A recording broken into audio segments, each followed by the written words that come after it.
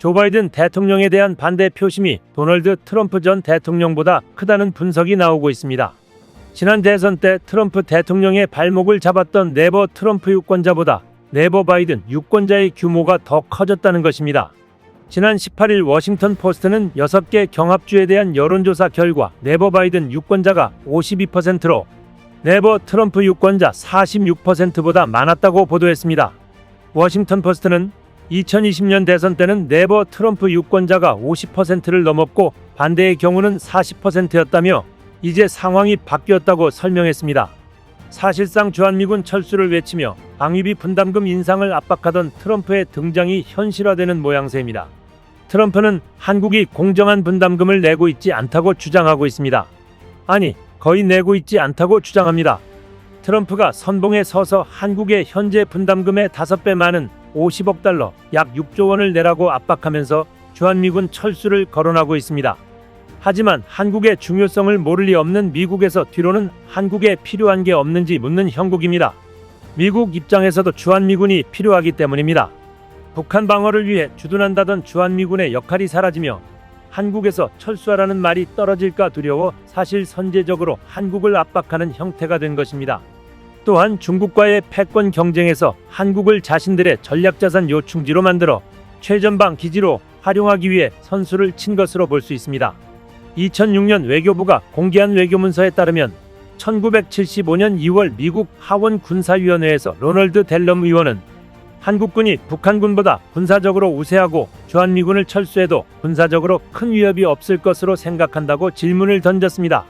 당시 슐레징거 국방부 장관은 한반도는 4대국의 이익이 교차하는 지역으로 주한미군 주둔은 정치적인 중요성이 있으며 1940년대와 1950년대와는 판이하다고 지적했습니다. 세월이 흘러도 그 인식은 똑같았습니다. 워터게이트 특종으로 유명한 밥 우드워드가 2019년에 출간한 공포 백악관의 트럼프에서 트럼프 전 대통령은 NSC에서 주한미군 철수를 주장했습니다. 이에 매티스 국방부 장관은 반박했습니다. 북한이 대륙간탄도미사일 ICBM을 발사하면 알래스카에서 15분 걸리지만 주한미군은 7초 만에 탐지한다고 말했습니다.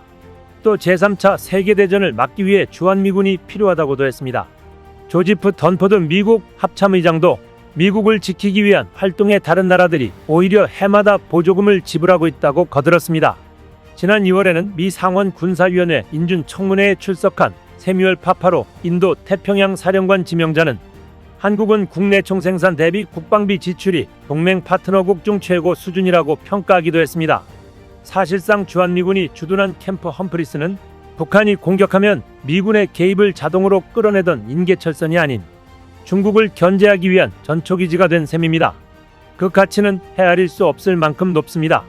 경제적으로 주한미군을 미국 본토에 주둔시키면 한국에 주둔시키는 것보다 비용 부담이 훨씬 커지기 때문입니다. 지정학적으로도 군사적 요충지입니다. 중국의 베이징과 상하이 등 동부 해안의 요충 지역이 타격권에 들어가고 러시아 블라디보스토크 역시 사정권 안에 들어갑니다. 군사작전적 측면에서 주한미군이 철수하면 주일미군까지도 철수할 가능성이 커집니다. 그렇게 되면 미국은 하와이와 괌을 비롯한 미국 영토가 최전방이 되는 것입니다. 게다가 미 본토의 국민이 희생당하는 리스크까지 떠안아야 하는 상황입니다. 트럼프가 말한 공정한 분담금이란 말은 맞지 않아 보입니다. 사업가 출신이라 이를 모를 리 없는 트럼프는 일기 집권 시절에도 뒤로는 한국에 필요한 것을 해주려는 움직임을 보인 바 있습니다. 그 결과물 중 하나는 미사일 사거리 해제였습니다. 당시 마셜 빌링슬리 미국 국무부 군비통제 대통령 특사는 한국을 찾아 중국의 핵미사일 증강에 대한 대응을 논의했습니다. 빌링슬리 특사는 방한 목적에 대해 동맹인 한국과 중국의 신속하고 아주 위험한 핵무기 및 탄도 재래식 미사일 증강 상황을 논의하기 위한 것이라고 말했습니다. 그는 이러한 위협은 한국과 미국 다른 동맹 영내 국가뿐만이 아니라 국제적 안정성에 대한 것이라고 설명했습니다. 그러면서 우리는 구체적으로 논의할 것이고 중국의 프로그램들과 관련해 우리의 동맹 한국과 공유할 추가적 첩보를 가져갈 것이라며 우리는 긴밀한 군사동맹으로서 이런 점증하는 위협에 대응해 어떤 일을 해야 할지 논의할 것이라고 강조했습니다. 빌링슬리 특사는 또 안정을 해치는 행위를 다루기 위한 협상 테이블에 중국이 나올 수 있도록 해야 한다고 부연했습니다. 그는 중국이 중거리 핵전력 조약의 구애를 받지 않고 모든 종류의 중거리 탄도 순항 미사일을 개발해왔다면서 2009년 0.5km도 안 됐던 중국 열병식의 미사일 시스템이 10년 뒤인 2019년엔 10배가 됐고 10년 뒤에는 더 늘어날 것이라고 설명했습니다. 미국은 러시아의 위반 행위를 문제 삼아 지난해 INF에서 탈퇴했으며 이후 중국까지 참여하는 3자 군축협상을 추진해왔으나 중국이 거부해왔습니다. 빌링슬리 특사는 미국과 동맹은 미사일 시스템에 대응할 폭넓은 방어 능력을 필요로 할 것이고 미사일 방어 능력의 증진이 이에 포함될 것이라면서 우리는 이런 능력을 개발하고 있고 조약을 탈퇴한 뒤 개발을 시작했다고 전했습니다. 이어 이런 시스템들의 개발에는 시간이 좀 더 걸릴 것이지만 우리는 빠르게 전진하고 있다면서 우리 육군, 해군, 해병대가 지상발사 순항미사일과 극초음속 능력 등을 갖게 될 것이라고 설명했습니다. 빌링슬리 특사는 우리는 동맹 한국과 이에 대한 또 다양한 미사일 방어 능력의 진전에 대한 논의에 열려 있다면서 또한 우리는 한국으로부터 어떤 종류의 방어 능력이 필요한지 듣고 싶다고 덧붙였습니다. 사실상 한국에 필요한 것을 다 해주겠다는 의지로 읽혔습니다. 이는 중국을 겨냥한 미국의 중거리 미사일 배치를 위해 밑그림을 그린 것이었습니다. 한국엔 사실 중거리 미사일 방어 능력이 필요 없습니다. 이는 미국이 절대적으로 필요로 하는 것일 뿐입니다. 결국 사거리 제한과 탄두 중량 해제만으로도 한국은 만족할 수 있는데 굳이 방어 능력을 미끼로 한국을 요새화하려는 모양새를 취한 것이었습니다. 한국이 정작 필요한 것은 북핵 위협에서 자유로워지는 것입니다. 미국도 북핵의 제거가 사실상 불가능하다는 것을 알기에 이제 핵 군축 접근을 취한 채 방치되고 있는 상황입니다.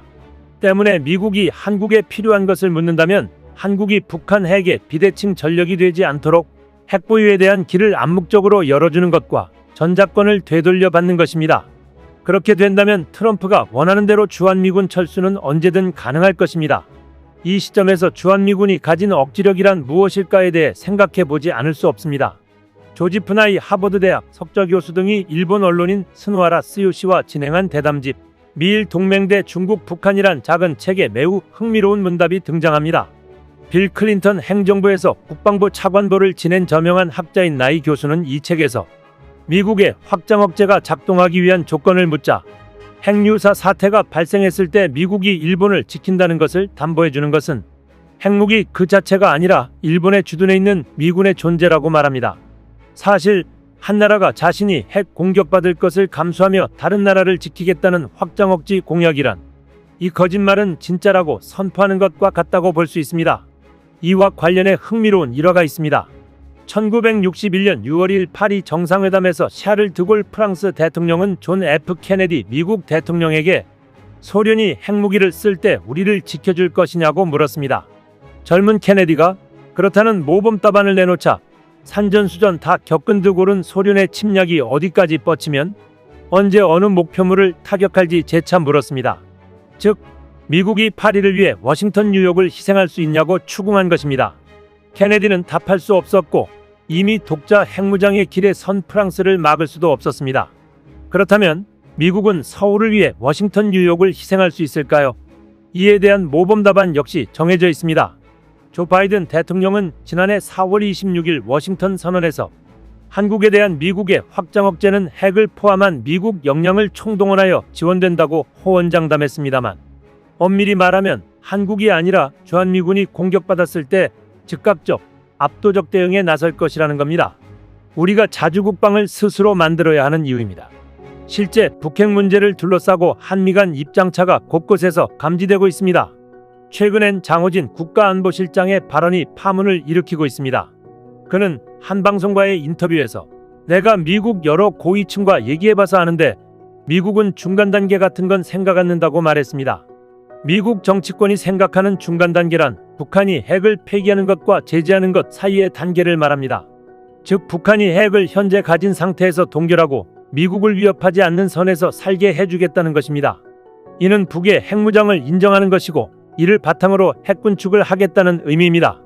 그러나 우리 입장에서는 북한의 핵이 존재한다는 것은 받아들일 수 없는 일입니다. 트럼프 1기 행정부의 엘브리지 콜비 전 국방부 전략개발 담당 부차관보는 최근 미국 언론을 통해 주한미군이 중국 견제에 집중하는 대신 한국은 자체 핵무장을 고려할 필요가 있다는 발언까지 했습니다. 콜비는 한국은 기적으로 인해 더 이상 무기 체계나 안보 지원을 미국에 의존할 필요가 없다. 지난 1기 행정부에서 주한미군 감축 이야기가 나온 것을 기억할 것이다. 이제 한미 관계 자체가 좀 더 평등해질 수 있는 시점이다. 2기 행정부가 출범하면 과거 논의 불가로 여겨졌던 여러 분야를 살펴볼 수 있을 것이라고 의미심장한 발언을 한 바 있습니다. 콜비는 미국은 150년 만에 처음으로 최강국이 아닌 상태에서 라이벌과 맞추쳤다. 중국이 대만에서 승리하면 다음은 한반도다.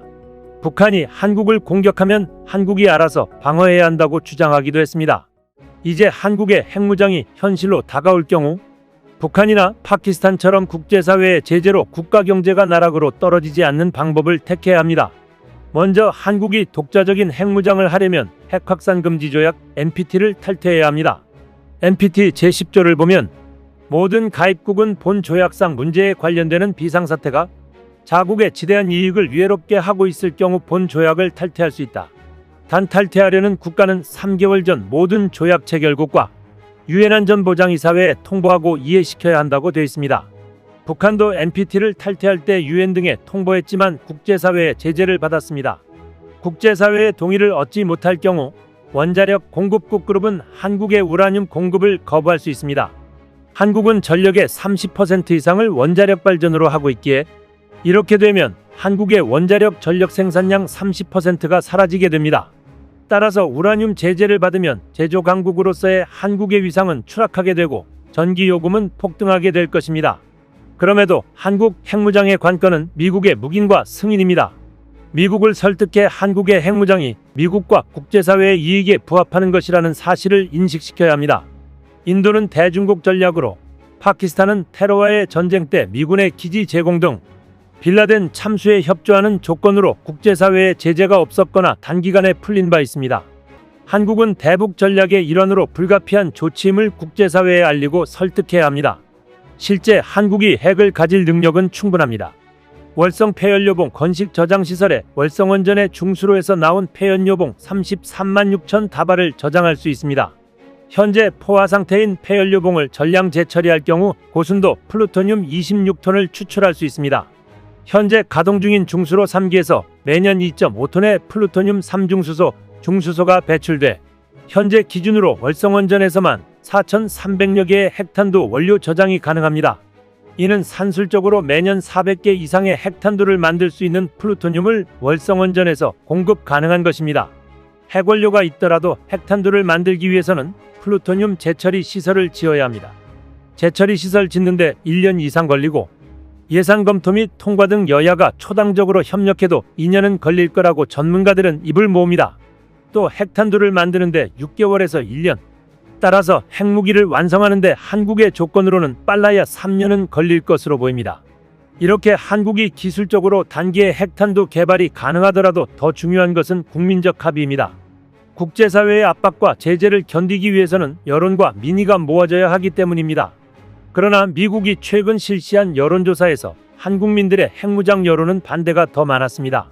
미국 전략국제연구소가 지난 4월 30일 한국민을 대상으로 조사한 결과에 따르면 핵개발 찬성은 34%, 반대가 53%로 나타났습니다. 반대가 훨씬 높아 이번 조사 결과로는 핵무장을 향한 여론 지지 기반이 충족되지 않고 있습니다.